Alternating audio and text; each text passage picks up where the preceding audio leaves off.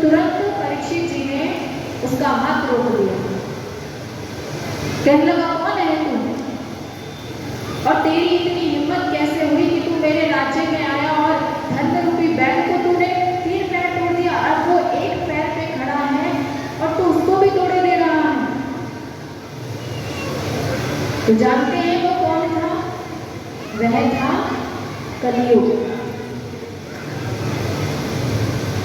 अब इधर जैसे ही परीक्षित जी कहने लगे कि तेरी हिम्मत कैसे हुई मेरे राज्य में आने की, तू जा यहां से। तो कलियुग कहने लगा कि मैं कहां जाऊंगा, तुम्हारे यहाँ तो कुछ भी गलत कार्य होता ही नहीं है, मैं कैसे कहां जाऊं। तब आप जानते हैं कलियुग को परीक्षित जी ने 4 स्थान दिए और वो 4 स्थान कौन से थे? दूतम, पानम, स्त्रियम, सूनम। दूतम यानी कि जुआ खेलना। और देखिए जुआ खेलना सिर्फ एक ताश खेलना, जुआ खेलना नहीं होता है। जो आप कई बार होता है ना कि लोग बैट लगा लेते हैं, शर्त लगा लेते हैं, इंडिया जीतेगी ये पाकिस्तान जीतेगा,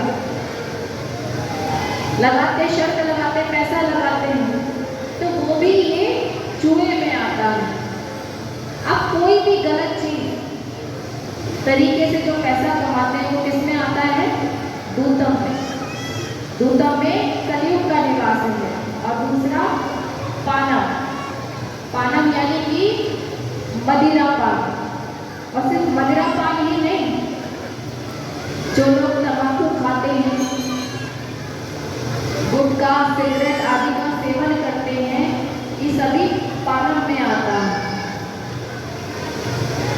ये ना सोचे कि सिर्फ मदिरा पीना ही, मांस भक्षण करना, ये सब इसमें आता है पानम में।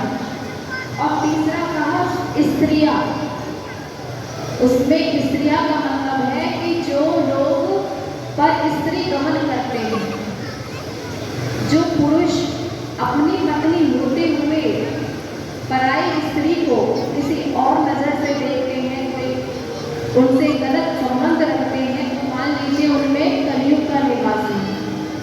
और यही बात माताओं पे भी लागू होती है। तीसरा स्थान क्या बताया?